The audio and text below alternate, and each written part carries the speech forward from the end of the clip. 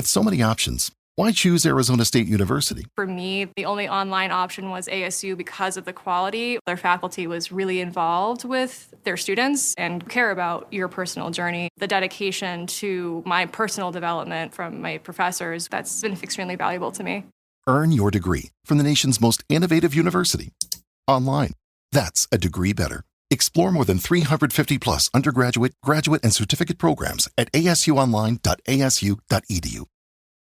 At Arizona State University, we're bringing world-class education from our globally acclaimed faculty to you. Earn your degree from the nation's most innovative university. Online.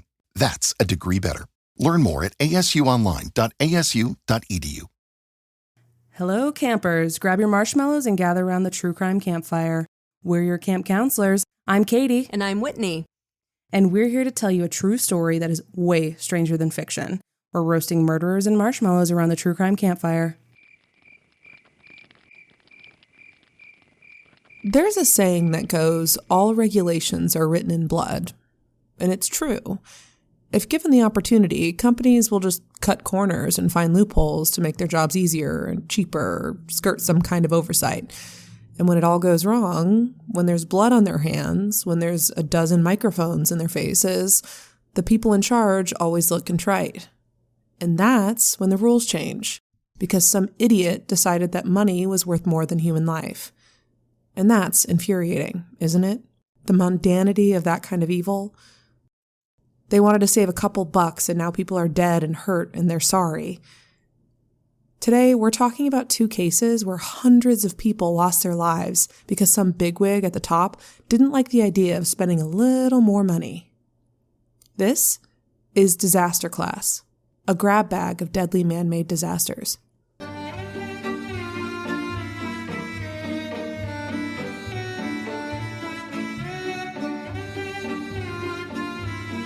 Case 1, Disco Inferno, the Coconut Grove Fire. For this one, we're in Boston, Massachusetts on November 28, 1942 at the Coconut Grove Restaurant and Supper Club. It was more of a nightclub, but technically nightclubs weren't allowed in Boston at the time, but see what we mean about loopholes? Human history is filled with people finding loopholes. Everyone's little sibling's favorite game as a kid was, I'm not touching you, right? Well, actually, my favorite game with my little brother was, hey, look, I broke your nose again. But whatever, we're great friends now, I promise. Coconut Grove was supremely popular during the 1920s, fueled by Prohibition and its seemingly endless access to booze. This access came from being owned by a member of the local mob. After Prohibition ended, people were a bit less keen to be hanging around with shady characters, so patronage dipped a bit in the 1930s. After the owner was gunned down by a rival family, ownership passed to a lawyer named Barnett Wilansky. At the dawn of World War II, business picked up again. In fact, it became the it place for any Boston socialite in 1942. Barnett was a lawyer, but he wasn't super committed to following the law. It would later be found that he was operating without a building permit or a liquor license, so that's good, I guess. The building itself was a bit of a marvel. It was a single story with a basement. The basement had a bar named the Melody Lounge, the kitchen, and some storage areas, while the main floor held the dining room, the ballroom, a bandstand, and several bar rooms where patrons could drink in a quieter setting. The channel Fascinating Horror on YouTube described it as a warren, and I'd have to agree. There's no direct way out of the building. You'd have to twist and turn your way out, especially if you were in the basement. The main entrance and exit of the building was a single revolving door at the front of the building. Can't imagine that being a bad idea, right? The Coconut Grove's main claim to fame, though, was the retractable roof over the ballroom, where on warm nights, patrons could dance under the stars, which really sounds lovely. But the problem is it was made of cloth, and according to one report, may have contained a, quote, highly flammable nitrocellulose compound used to make munitions and celluloid or nitrate film for early motion pictures. The entire club was decorated with paper palm trees, fake leather upholstery, and cloth wall hangings, all placed close together with very little concern for safety. Like, just opened up a new nightclub, built it out of oily rags and matches. Just in retrospect, hindsight's 2020, but like, dude, just everything here is a blaring alarm bell. Like, I don't even think you need hindsight for this one. I think you just need regular Seriously, right? sight. Oy. On the evening of November 28th at around 10:15 p.m., it was estimated that there were 1,000 guests inside the Coconut Grove. That evening, a busboy named Stanley Tomaszewski was told to go repair a light bulb in the corner of the Melody Lounge. The bulb was located at the top of a fake palm tree. Allegedly, the light bulb had been unscrewed by a guest who wanted to mug down with his date with a bit of privacy. Unable to see what he was doing in the dark, Stan lit a match to screw in the new light bulb. Seconds later, guests saw flames lick the fronds of the tree and saw several other nearby decorations change color without noticeable flame. Then the palm tree burst into a proper fire, quickly catching nearby decorations on fire with it. Bartenders and other staff rushed over to try and put the fire out with cups of water and seltzer bottles. Some patrons found this sight a little amusing, while others immediately sensed the danger and tried to make their way out of the dark basement. The fire moved so fast, though, that some bodies were later found still holding their drinks, sitting at their bar stools, which reminds me so much of Pompeii, right? Like how they all just got frozen in their final moment as the ash covered the town. Mm-hmm. So creepy. Many found themselves at an emergency exit, only to find it locked. And why you would lock an emergency exit is just far beyond my understanding. But there would be several exits that people trying to escape would find locked. Patrons redirected toward the revolving door as a fireball exploded forward and up toward the main floor of the building, pushing toxic gas with it. The false roof quickly caught fire, spreading the flames to the walls and exterior. Meanwhile, a few people were able to exit through the revolving doors, but many more were held up with the crush and held in place as the flames reached them or flat out pulverized in the crowd. Luckily, the Boston Fire Department was on a call about a car fire 3 blocks away from the Coconut Grove at the time and were able to see the smoke rising from the building. They rushed over and began rescue efforts.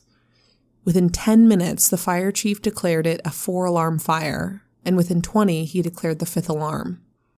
For those that don't know, alarm levels designate the severity of the fire and the levels of response needed by the fire department.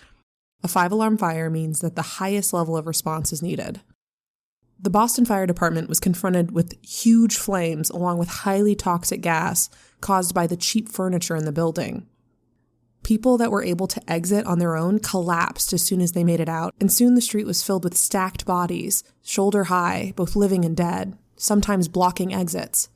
Ooh, oh my God. They had to set up a temporary morgue nearby to deal with all the bodies, and this is so terrifying. Like, people would be carried to the morgue only to be discovered that they were alive and have to be rushed to the hospital. Inside, some guests were able to follow employees to safety. The employees knew the club much better than the guests and were escaping through back corridors and in some cases hiding in refrigerators to be found later. Some emergency exits were blocked by decorations and the employees had managed to open those. One exit door opened inwardly, so under the press of bodies, it slammed shut, trapping would-be escapees inside. Some employees were able to get through windows. The Army, Navy, and National Guard were called in to help with moving the injured to hospitals. They used taxis, newspaper delivery trucks, milk trucks, basically anything with wheels to get victims to the hospital. One hospital, Boston City Hospital, got 300 patients in 1 hour, which, fun fact, I guess, exceeded the rate found in London during the Blitz. Wow. Luckily, local hospitals had been stockpiling medical supplies in anticipation of an Axis attack on the U.S. East Coast, so they had plenty of supplies. They called in off-duty staff and began work to help. At the end of it all, 492 people died in the Coconut Grove fire, with 166 more injured. Among the dead were 64 first responders and 1 movie star. Oh, wow. That's so sad. As the fire died down, questions began to get asked about how in the hell this happened. It seemed like the Coconut Grove was designed to be a bonfire rather than a nightclub. Initially, blame fell on poor busboy Stan. At least from the public's perspective, officials weren't so sure.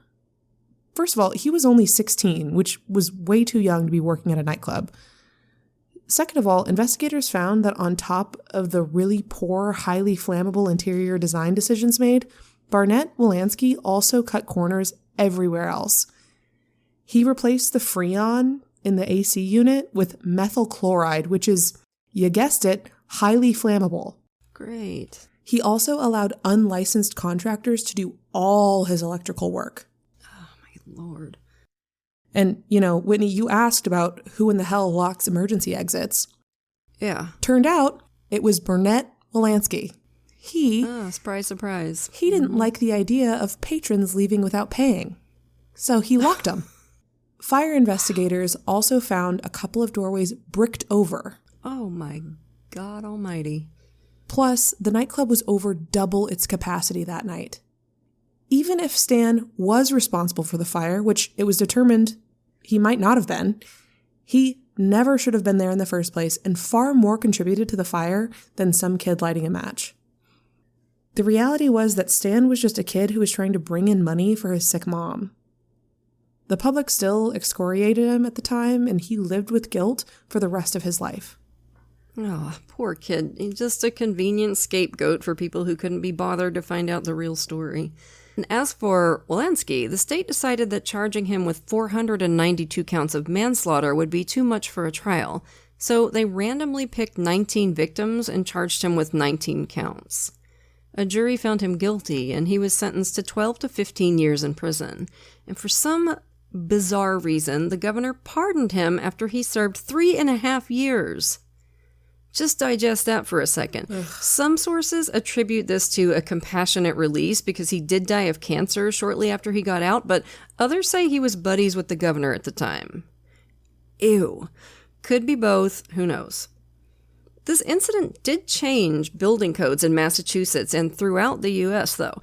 Now, anytime you see revolving doors, they're flanked by 2 outwardly opening doors. All exterior exit doors open outwardly, and emergency exits are clearly marked and never locked or blocked during business hours, all because Barnett Wolanski was a dumb, greedy little shit stain. Burn treatment also took huge leaps due to this incident. The first instance of using penicillin on a burn patient was a victim of this fire. They also were able to discover that the best way to treat a burn was to just leave it alone. You see, to prevent infection, they would scrub the burn clean, removing any blisters, dead skin, yuck like that with soap and water. It was an agonizing procedure and would have to be done with anesthesia to prevent the patient from going into shock. It just sounds like the worst thing in the world. In the treatment of the Coconut Grove victims with surface burns, they gently cleaned the wound, covered the area with gauze and ointment, and gave the patients antibiotics. The patients recovered without infections. Doctors also developed a chart used to mark the area and percentage of a burn on a patient's body, and that chart is still in use today. It really does seem like the Coconut Grove was moments away from disaster at any given time. It took minutes for the entire thing to literally go up in flames and for nearly 500 people to lose their lives, all because some schmuck didn't care about their safety. Moving on now to Case 2, House of Cards, the Sampoong department store collapse. So for this next one, campers, we're in Seoul, South Korea on Thursday, June 29th, 1995, and taxi driver Park Min-soo is waiting at a stoplight outside of the giant 5-story Sampoong department store. He heard a mighty crack, and before his eyes, he saw the building. He would later recall it just folded as if it was being destroyed by a demolition crew, the way you see on television. It just went in a matter of seconds.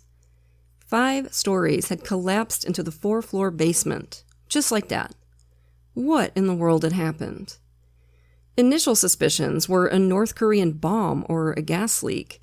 In reality, it was one of the most deadly, non-deliberate building collapses in modern history, caused by human negligence rather than antipathy. Sampoong department store was made up of 2 structures, a pair of baby pink 5-story towers connected by an atrium. That June evening was warm and humid. Between 5 and 6 p.m., about 2,000 people were escaping the muggy weather like people the world over knew how, going shopping and using somebody else's air conditioning. The rooftop air conditioners had been roaring most of the day, working hard to cool down the almost 800,000 square foot space, while people bustled about the big rosy-colored department store, going about their day, unaware of the horrors that would follow. But let's put a pin in that for a second and talk about how we even got there in the first place. Seoul had won the bid to host the 1988 Summer Olympics, and that, along with the general economic success that all of Southeast Asia was enjoying, injected a ton of capital into the city. Suddenly, developers had a lot more money and freedom to play with. One such developer was the Sampoong Group headed by CEO Lee Jun. Initially, the land was zoned for apartment development in 1977, and after 11 years, construction began. Now, he wasn't a stupid man. Apartments are good money, sure, but they're pretty expensive to run, too. You have to deal with tenants, you have to constantly replace expensive appliances. The juice was kinda not worth the squeeze. Plus, with the Olympics bid being awarded to Seoul in 1981, the focus was shifting from developing residential space to commercial. So, with one easy flip of a switch, he could pump up the price per square footage of his building. In 1989, the change in business plan was approved, and the construction plans had to make big changes. Sampoong Development wanted to build a department store. The company that initially won the bid for the construction of the apartment buildings was called Woosung Construction. When they were told to make changes to the set plans, they balked. The apartments were supposed to be 4 stories tall with 4 additional levels, including 2 levels of underground parking under the buildings. It was built as a flat slab building, which for campers who aren't architecture students, picture flat slabs of concrete held up by columns of concrete at equal intervals. Like most parking structures are naked flat slabs, okay? Anyway, by the time the change came through, the foundation and the lower floors were complete. So Sampoong wanted Woosung to make some major changes on a budget. They wanted to remove support columns through the center and add escalators straight up both of the buildings. They wanted to add rooftop HVAC systems, and they wanted to add another floor on top of the 4th floor to include a roller skating rink, because it was the 90s and roller skating was cool. Excuse me, roller skating will never not be cool. Yeah. You're not wrong. It's fun. But when's the last time you saw a roller rink, okay? Now, I'm no structural engineer, but if you build the base of a stable house of cards, change your mind, core out the middle, and add a bunch of weight on top, in my very unprofessional opinion, I think you may have some issues. In another strange decision, they didn't add any Y bracketing or cross beams to their support columns on the 4th floor, so there was no weight distribution. There's a guy on TikTok called Disastrous History who described it best. It's like putting a pancake on a chopstick. The chopstick is going to punch a hole right through the pancake unless you add something to distribute the pressure. Woosung Construction, which was not run by graduates from Clown College, saw the writing on the wall and said, nah, bro, we're good. And, Sampoong was totally reasonable about it, by which I mean they fired Woosung. But Woosung was cool with it and took their toys and went home. And for the record, later investigations found that the construction on the foundation and lower floors were stable and had nothing to do with the later disaster. If Woosung had completed construction as planned, it's very possible that the building would have remained intact. Oh, Lord, well. Sampoong was in a bit of a bind. Because of the development boom, many construction companies were booked out for the foreseeable future, and in order to keep that local economy booming, foreign construction companies weren't allowed to do work in Korea. But on the bright side, work was done quickly, shoddily, and supervision was lax at best, so they had that going for them. Yay! So, thinking on their feet, Sampoong ended up starting the construction themselves. No local official rubber-stamped the new plans. They were able to make the changes with zero oversight. Well, Katie, you can totally trust big corporations to do the right things. I don't know why we don't need regulation of anything, right? Because the companies, they'll just do the right thing because they're the bestest people in the world. You're right. You are correct. You know, I'd be surprised if the changes weren't made in crayon on those, architectural sheets. Yeah. With those cute backwards letters like little kids use. Because get this, a number of support columns were removed in order to add the escalators. These support columns were replaced by smaller support columns placed at irregular intervals, which couldn't carry as much weight and didn't distribute the weight of the 5th floor evenly, putting immense strain on the 4th floor. Oh, come on. And unfortunately for the cool kids of the 90s, the skate rink plan went up in smoke and was replaced with plans for 8 traditional Korean restaurants. Yeah, and because at Korean restaurants guests sit on the floor, Sampoong Group leadership wanted to include a heated flooring system called an ondol. This added 4 feet of thickness with hot water pipes running through concrete flooring, which has got to be one of the weirdest unnecessary extravagances I have ever heard of. Like, that's like having a coffee maker in your car. It's just bizarre. Mm-hmm. Like, would it be nice? Sure, but do you need it? No. Put a wood floor in there and your butt will warm it up in 10 seconds. Just so stupid. And it must have cost a fortune. It was just unbelievable. And it was so heavy. It was so heavy. Oh, God, I bet. So restaurants also require a lot more equipment than a roller rink. Think refrigeration systems, cooktops, stoves, fryers. That's a lot of additional weight that the original plan didn't call for. 3 HVAC units were installed on the roof, weighing a total of 45 tons while empty, and double that while full in the summer. Wow. The roof was later found to be a quarter of the strength required to hold the units. A quarter.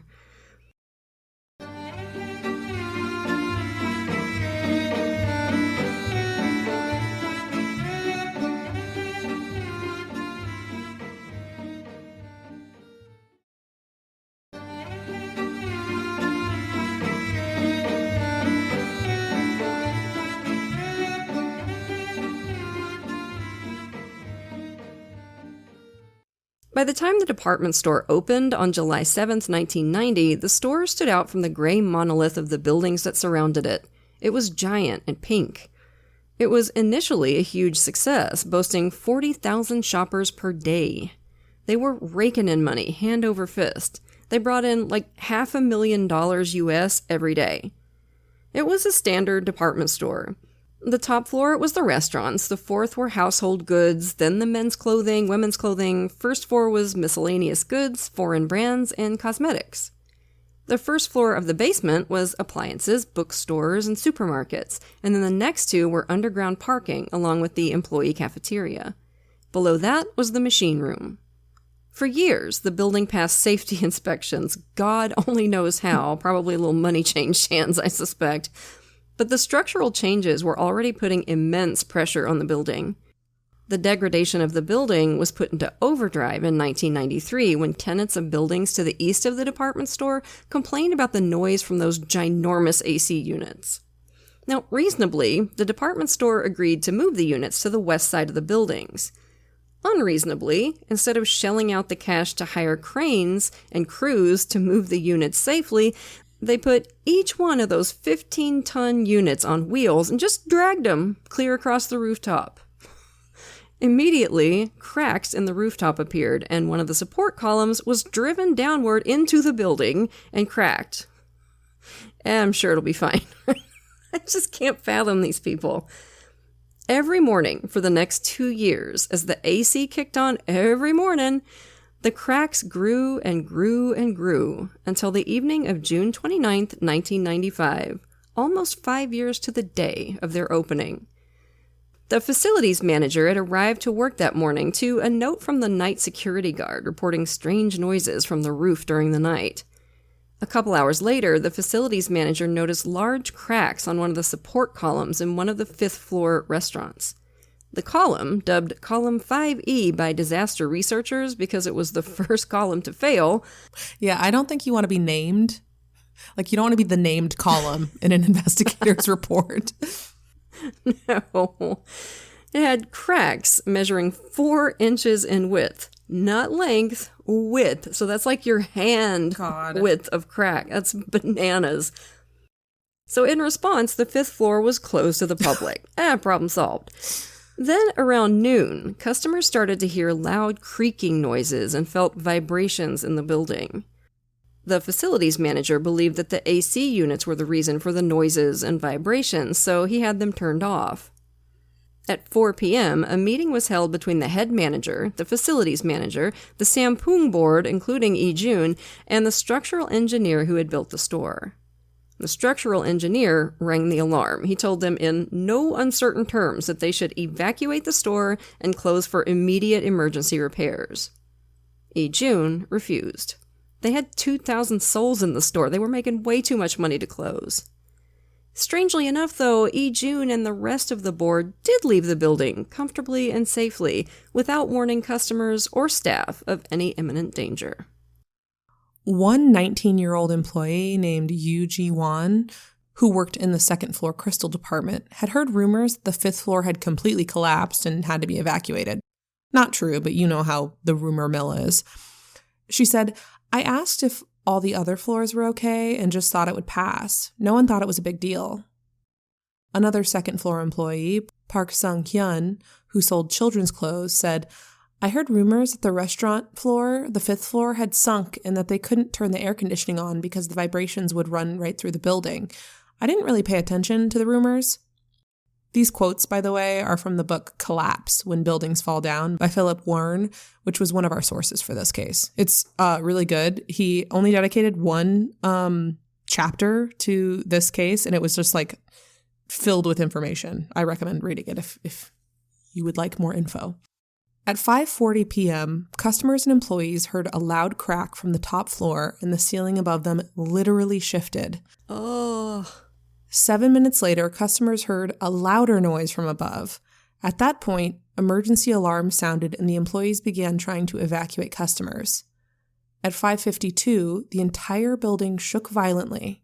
Park Sung-hyun recalls the immediate panic around her.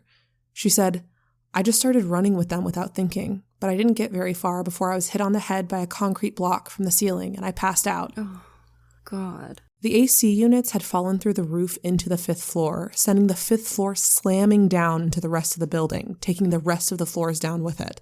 Damn. When rescuers arrived, they were hit with some immediate issues. They realized that their best chances of rescuing anyone was searching on the edges of the collapse. Anyone toward the center of the building was most likely crushed. Then, fires had broken out throughout the rubble, most likely caused by the cars parked underground, but they had no way of knowing that at the time. It could have been caused by explosives or an active gas leak. Rescue teams made the decision to douse the flames with water. This had a paradoxical effect. On one hand, survivors who were trapped would have access to water, but on the other survivors would meet their demise under a deluge of water meant to save them. The U.S. military sent troops for aid, and requests for equipment like jackhammers, steel cutters, and arc lights were being sent to the public. Meanwhile, in the building, Park Sung-hyun came back to consciousness in complete darkness. She was disoriented and took some time to come to grips with her situation. She realized that she was somewhere in the basement, surrounded by rubble and an oppressive heat. She started moving around rubble, trying to shift some to possibly find some daylight, but she quickly exhausted herself and fell asleep. When she awoke again, she heard a familiar voice nearby, sobbing. It was one of her coworkers, a woman named Hae Chung. When Sung-hyun called out, Hae Chung responded, screaming for help. She said she thought that something had impaled her through her side and she was badly injured. Oh my God. Sung-hyun told her to stay calm and to save her energy, but as she said later in an interview, Hae Chung was in so much pain she just couldn't cope. Oh my God, bless her heart. When asked how she spent her time in the darkness, Sung-hyun said she slept most of the time. People ask how you can sleep in such a condition, but you can actually sleep better in a situation like that. By sleeping, you escape. You're able to deny the reality, she clarified. I completely get this. I slept, woke up, tens of times. I dreamt, too. A Buddhist monk I was close to appeared in one of my dreams and showed me a painting of an apple on rice paper. I thought it was a good omen. In another dream, I saw my cousin at a swimming pool. I asked her what the date was. She told me the date. I thought 5 days had passed since the collapse. I can't find a specific account of what happened to Sung-hyun's friend, but a woman named Hai Chung is listed on the Sampoong department store memorial. Ugh. Ji-hwan decided that she was going to do her best to help herself. She felt around in the darkness and was able to work out that she was in the household utilities department. There were knives, scissors, jagged pieces of broken glass. She managed to find a lighter. She said, "I flicked it on, but there was nobody there. I was alone. I saw I was injured in a few places and began to feel all over my body.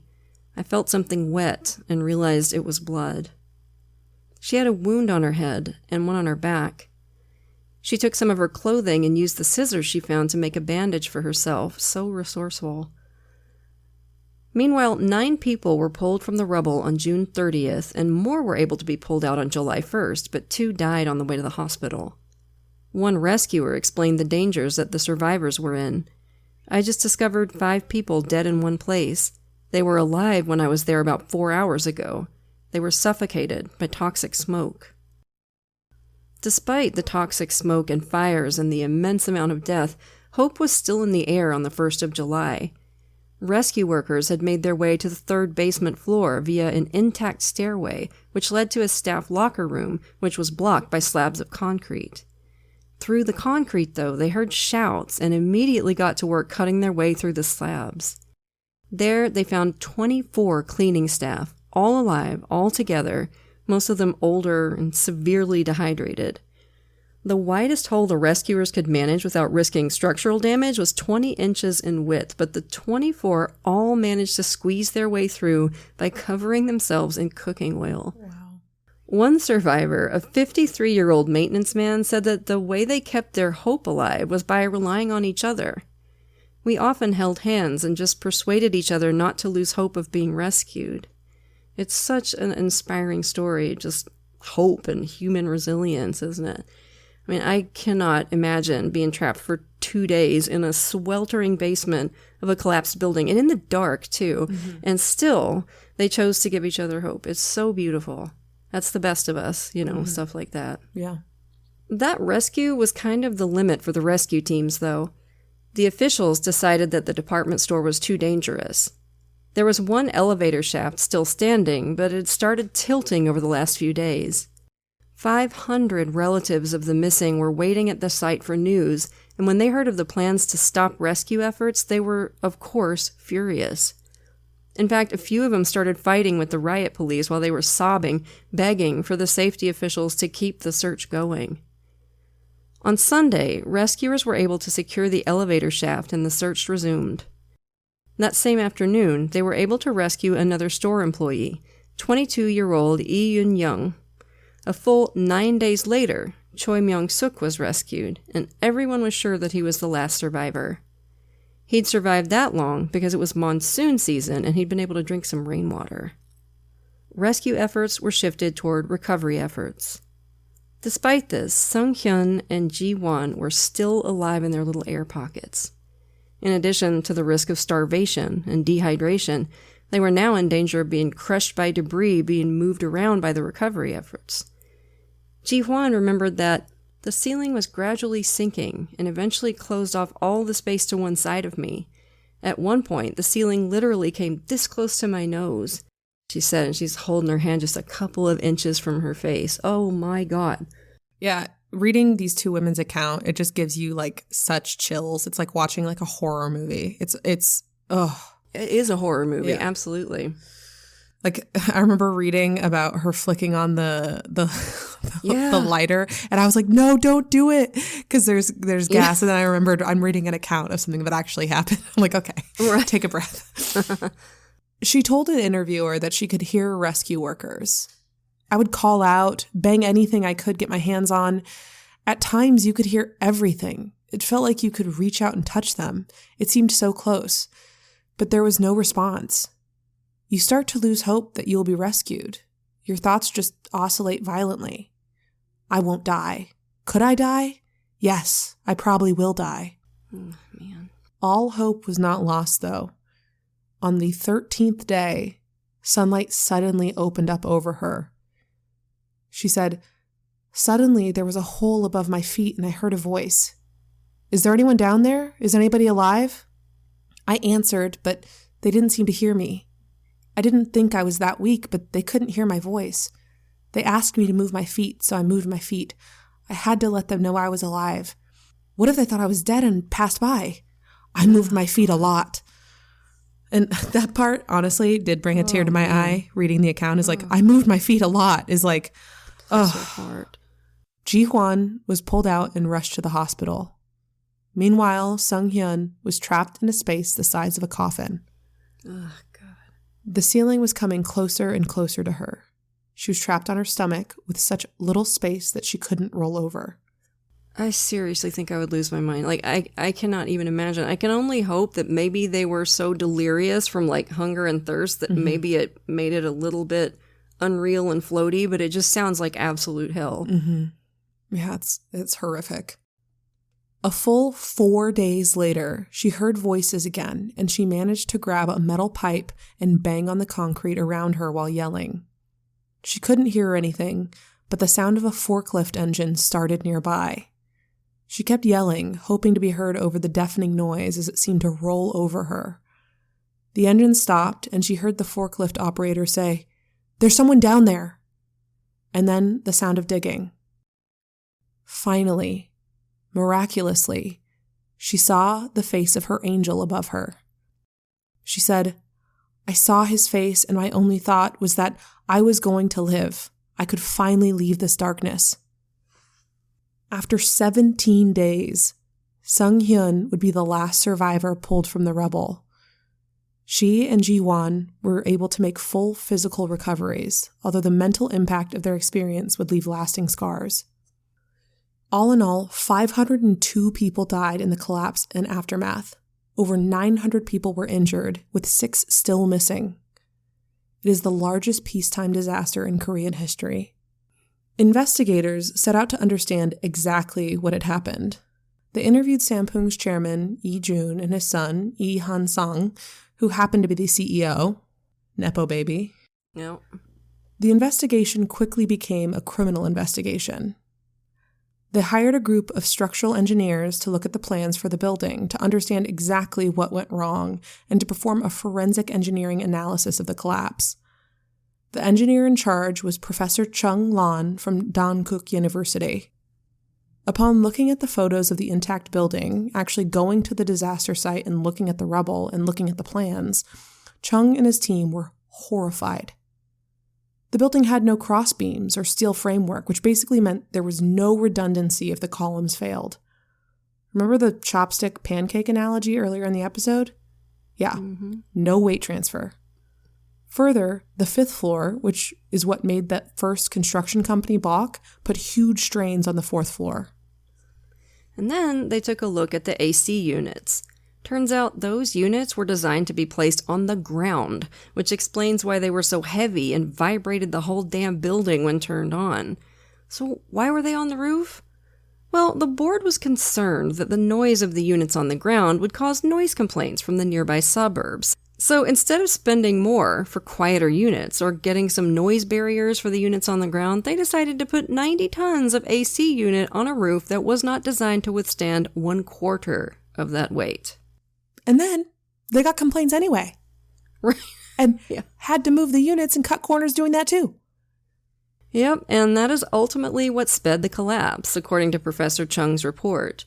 He and his colleagues concluded that there was an, quote, illegal alteration of the architectural design and usage purpose of the building, driven by human ignorance, negligence, and greed. Damn, share how you feel, Dr. Chung, right? Tell him.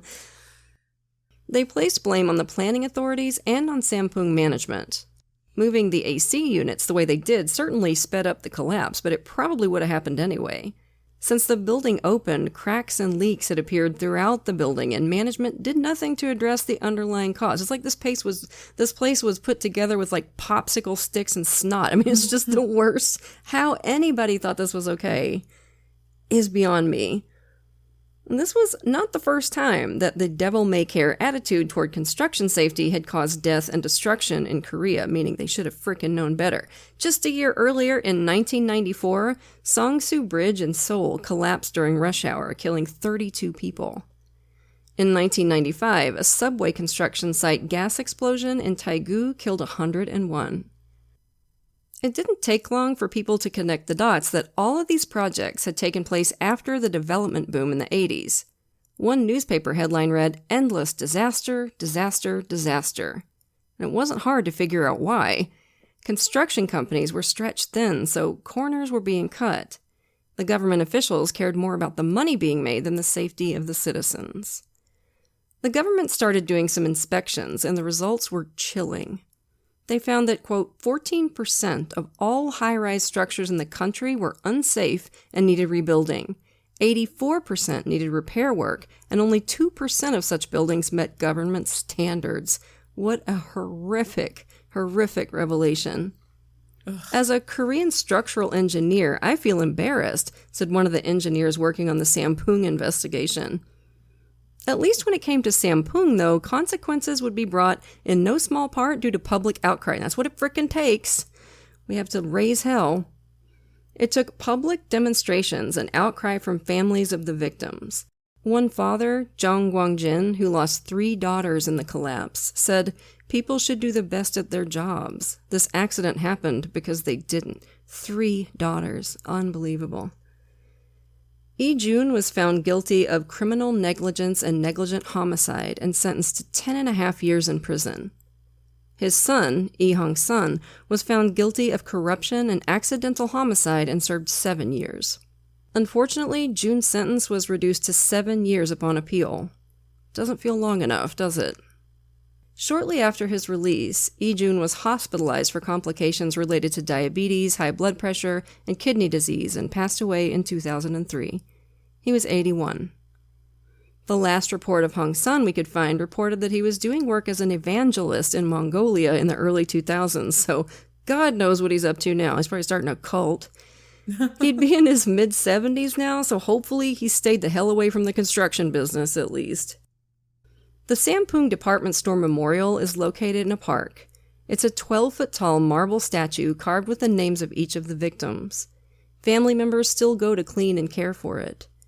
Initially, the site of the collapse was going to be used for the memorial, but it was decided that the land was too valuable to give up. That hits you wrong, doesn't it? That it came down to money, again. There's luxury apartments standing there now. Isn't that nice? The scariest thing about these stories to me is that there's no real ill will involved, no targeted rage, no revenge, just humdrum, banal greed. But it's like what Mr. Rogers said, right? When we see scary things on the news, look for the helpers. You will always find people who are helping. Mm-hmm. Each and every one of those first responders, doctors, and nurses in this story are absolute heroes. They truly deserve the world. Always look for the helpers, campers. They're always there. Amen to that. So that was a pair of infuriating and wild ones, right, campers? We'll have another one for you next week. But for now, lock your doors, light your lights, and stay safe until we get together again around the True Crime Campfire. And if you haven't booked your spot yet on the CRIMEWAVE True Crime Cruise from November 3rd through November 7th, from Fort Lauderdale to the Bahamas, get on it, y'all. Join Katie and me, plus Last Podcast on the Left, Scared to Death, and Sinisterhood for a rockin' good time at sea. You can pay all at once or set up a payment plan, but you gotta have a fan code to book a ticket. So go to crimewaveatsea.com/campfire and take it from there. And as always, we want to send a grateful shout out to a few of our lovely patrons. Thank you so much to Selena, Caroline, Jessica, and Jeremy. We appreciate y'all to the moon and back. And if you're not yet a patron, you're missing out. Patrons of our show get every episode ad-free, at least a day early, sometimes even 2, plus tons of extra content, like patrons-only episodes and hilarious post-show discussions. And once you hit the $5 and up categories, you get even more cool stuff. A free sticker at $5, a rad enamel pin or fridge magnet while supplies last at $10, virtual events with Katie and me, and we're always looking for new stuff to do for you. So if you can, come join us at patreon.com/truecrimecampfire.